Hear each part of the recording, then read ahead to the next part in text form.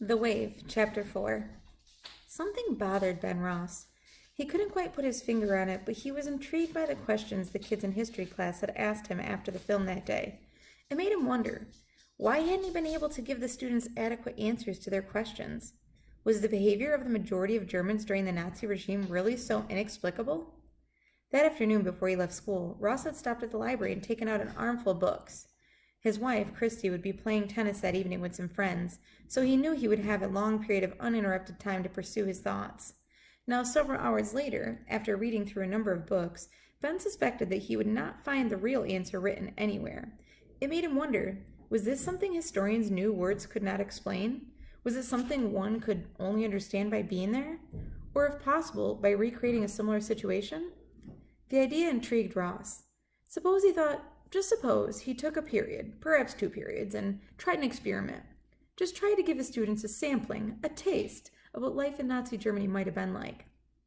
If he could just figure out how it could be done, how the experiment could be run, he was certain it would make far more of an impression on the students than any book explanation could ever make. It certainly was worth a try. Christy Ross didn't get in that night until after 11 o'clock. She had played tennis and then had dinner with a friend. She got home to find her husband sitting at their kitchen table surrounded by books. Doing your homework? In a way, yes, Ben Ross replied without looking up from his books. On top of one of the books, Christy noticed an empty glass and an empty plate with a few crumbs from what once must have been a sandwich. Well, at least you remembered to feed yourself, she said, picking up the dish and placing it in the sink. Her husband didn't answer. His nose was still stuck in the book. I bet you're just dying to find out how badly I beat Betty Lewis tonight, she said, kidding him. Ben looked up. What? I said, I beat Betty Lewis tonight, Christy told him. Her husband had a blank look on his face. Christy laughed. Betty Lewis, you know, the Betty Lewis who I've never won more than 2 games in a set from. I beat her tonight, in 2 sets, 6-4, 7-5. Oh, that's very good, Ben said absently. He looked back down at the book and started reading again. Someone else might have been offended by this apparent rudeness, but Christy wasn't. She knew Ben was the kind of person who got involved with things. Not just involved, but utterly absorbed in them, to the point where he tended to forget that the rest of the world existed. She'd never forget the time in graduate school when he got interested in American Indians. For months, he was so wrapped up in Indians that he forgot about the rest of his life. On weekends, he'd visit Indian reservations or spend hours looking for old books in the dusty libraries. He even started bringing Indians home for dinner and wearing deerskin moccasins. Christy used to get up some mornings wondering if he was going to put on war paint. But that was the way Ben was. One summer she taught him to play bridge, and within a month not only was he a better bridge player than she, but he was driving her crazy, insisting that they play bridge every minute of the day.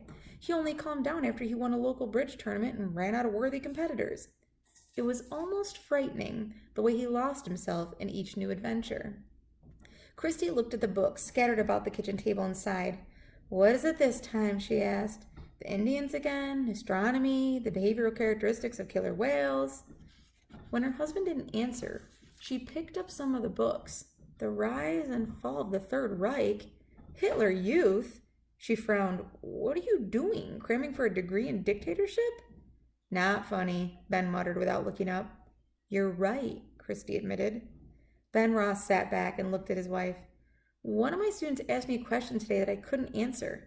So what else is new? Christy asked. But I don't think I ever saw the answer written anywhere, Ben told her. It just may be an answer they have to learn for themselves. Christy Ross nodded. Well, I can see what kind of night this is going to be, she added. Just remember, tomorrow you have to be awake enough to teach an entire day of classes. Her husband nodded. I know. Christy Ross